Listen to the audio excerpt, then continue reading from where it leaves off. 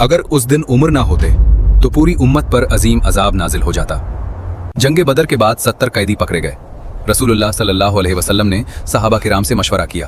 अबू बकर सिद्दीक रजी अल्लाह अन्हु ने कहा, या रसूलुल्लाह सल्लल्लाहु अलैहि वसल्लम, ये आपके रिश्तेदार हैं, उन्हें फिदिया लेकर छोड़ दीजिए। उमर रजी अल्लाह अन्हु ने कहा, या रसूलुल्लाह सल्लल्लाहु अलैहि वसल्लम, मैं अबू बकर की राय से मुत्तफिक नहीं हूं। मेरी राय यह है कि आप हमें इजाजत दें ताकि हम उनकी गर्दनें मार दें। अकील को अली के हवाले करें ताकि वो उसकी गर्दन मार दे, और फलां फलां रिश्तेदार को मेरे हवाले करें ताकि मैं उसकी गर्दन मार दूं। रसूलुल्लाह सल्लल्लाहु अलैहि वसल्लम ने अबू बकर की राय पसंद की।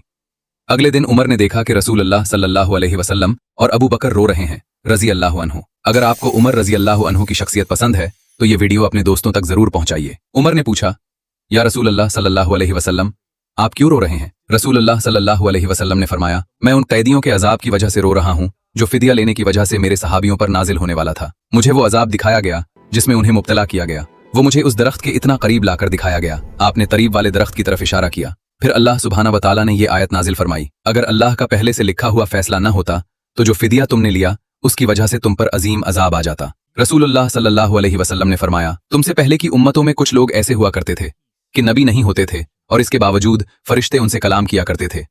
अगर मेरी उम्मत में कोई ऐसा शख्स है तो वो उमर है। बेशक हक उमर की जबान पर बोलता था रजी अल्लाह अन्हु। ऐसी नायाब इस्लामी कहानियों के लिए हमें फॉलो करना मत भूलना।